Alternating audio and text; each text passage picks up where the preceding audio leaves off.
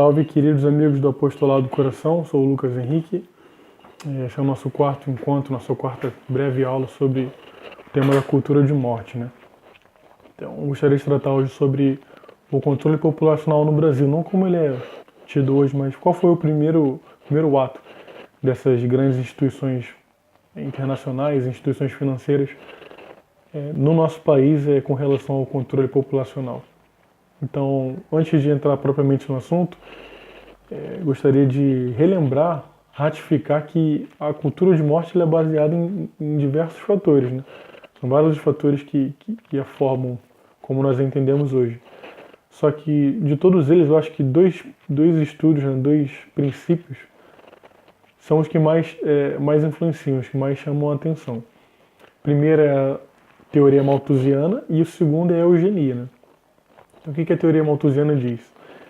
Ela diz que há um problema demográfico, né? Que a população ela cresce em progressão geométrica, enquanto que os meios de subsistência crescem em progressão aritmética. Logo, em determinado momento vai haver um colapso da população, provocado pelo quê? Há muita gente e pouco meio para sobreviver. Então, esse problema ele precisa ser resolvido. Como? Através de um freio, né? Tem que ser colocado um freio no crescimento da população. E aí a gente vai fazer a seguinte pergunta. Bom, se a população tem que frear o seu crescimento, é porque algumas pessoas têm que deixar de se reproduzir. Quem são essas pessoas? Quem vai responder isso é a eugenia, né? A eugenia ela diz que há uma raça superior, né? Uma raça humana superior às outras. E, bom, se alguém tem que parar de crescer, com certeza não é essa raça. Quem tem que parar de crescer são os inferiores, as raças inferiores. Né? Como isso? Os que já nasceram têm que ser esterilizados, não podem mais reproduzir. E aqueles que ainda vão nascer, o que puder ser cortado, será cortado. Né? Bom, isso são afirmações duras, e a gente se pergunta se isso realmente aconteceu. E quando a gente olha a história do século XX, a gente vê que sim, isso aí realmente aconteceu. Né? Eu separei aqui 3 trechos, né? Um do início do século XX, um de meados do século XX e um que é mais atual, né? Um é mais relativo aos nossos tempos. O primeiro é a afirmação do juiz Randall Holmes, da Suprema Corte dos Estados Unidos. Foi o juiz que deu o veredito que ordenou a esterilização de Carrie Buck, né? Já tratado em nossas aulas anteriores. Vejamos o que ele diz aqui. É falso que todos os indivíduos tenham direitos. Alguns têm direito de nascer, mas se nascem não têm direito de se reproduzir. Já em meados do século XX, especificamente em 1974, Joseph Fletcher, que é um cientista, né, que trata de biologia, ele vai dar outra afirmação tanto quanto controversa. Né? Vejamos o que ele diz. A responsabilidade moral que nos cabe na reprodução humana poderia deixar de ser um simples controle de número de filhos para transformar-se no controle de qualidade física ou genética das crianças. A gente vê assim que a mescla, né, entre controle demográfico e eugenia. O problema moral que temos está relacionado com o controle compulsivo da natalidade. Os dois objetivos do controle, qualidade e quantidade, não podem ser deixados de lado, fato que provocaria um prejuízo geral. O controle de natalidade não é um mero assunto privado, é provável que tenhamos que adotar controles compulsivos de fertilidade, do mesmo modo que tivemos que enfrentar a vacinação obrigatória para prevenir doenças contagiosas.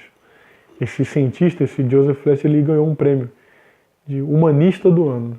E nos dias atuais, a gente não precisa nem ir muito longe para ver, é só recordar da notícia que populou na semana passada, né, notícia que teve muito em voga, sobre a Islândia não ter mais casos de crianças com síndrome de Down.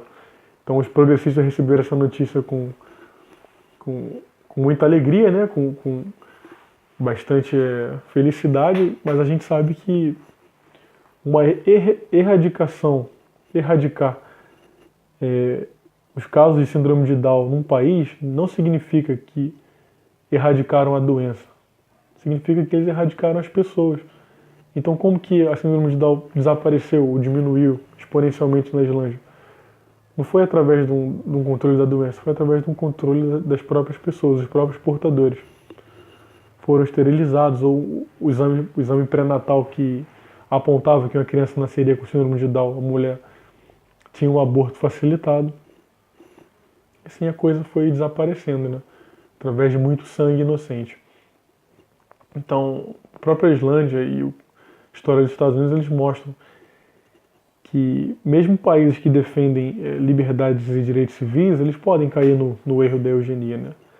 Só que existe uma maneira mais perigosa de tratar isso. É quando a eugenia, o controle de natalidade se une com outro problema, que é o totalitarismo.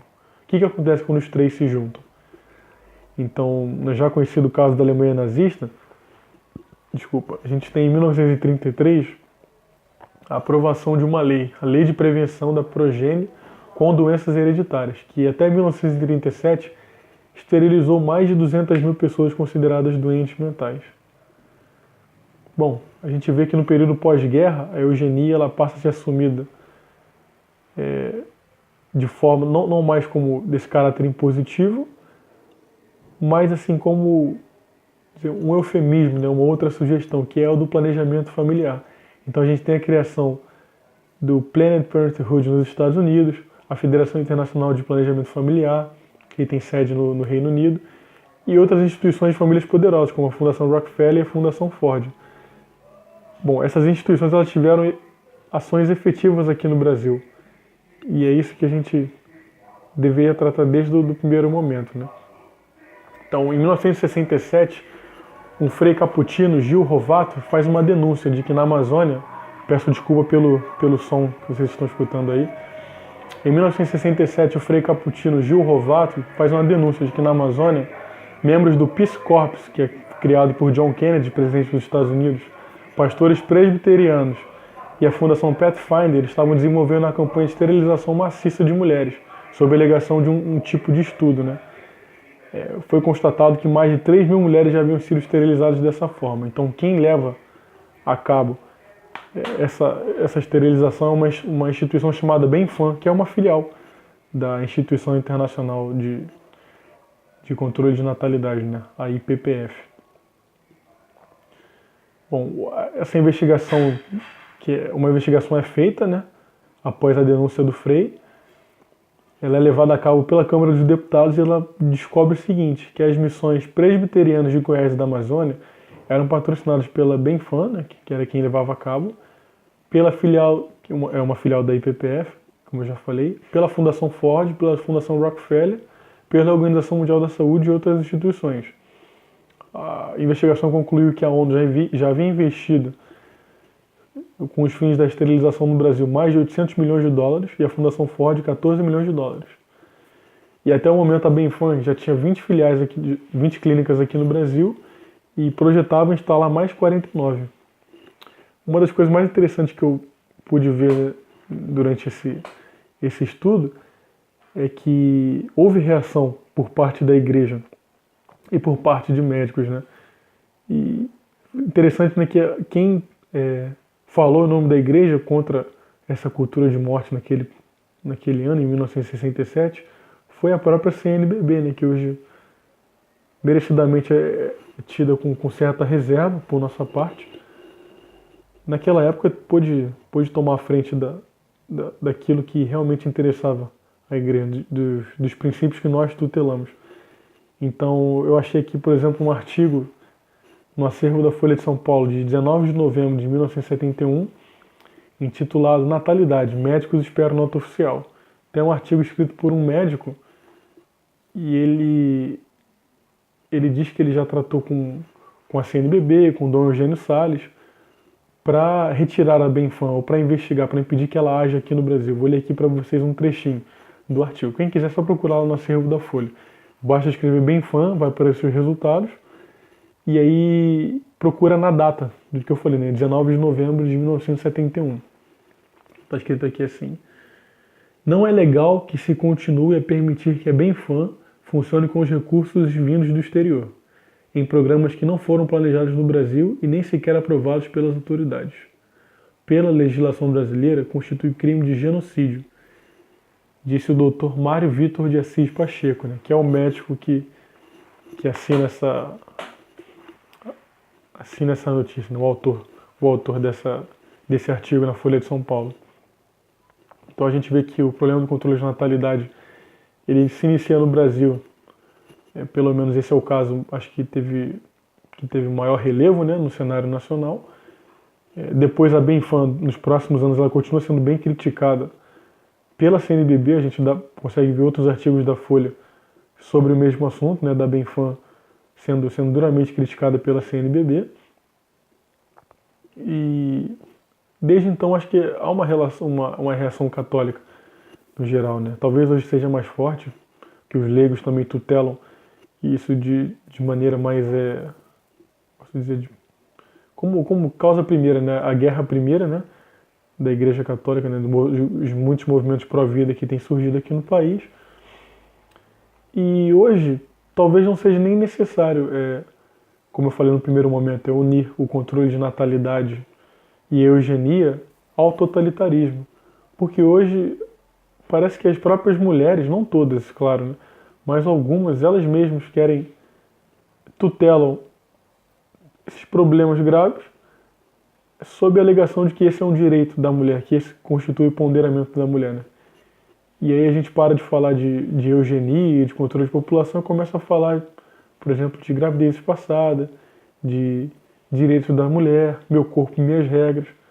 Então a coisa ela está de tal modo, né, subreptício, que não é necessário mais impor isso por lei de cima para baixo. As próprias mulheres, isso eu repito, torno a repetir, não todas, mas aquelas que mais gritam, aquelas que mais aparecem na mídia, tutelam isso como se isso realmente fosse algo bom para a mulher, né? Como se isso realmente constituísse o auge, né? O ápice do ser feminino. Então, cabe a gente se perguntar hoje em dia, né? Será que elas realmente tiram isso da cabeça delas? Será que a mulher realmente chegou a essa conclusão de que para se empoderar é necessário matar, é necessário abortar, é necessário se esterilizar?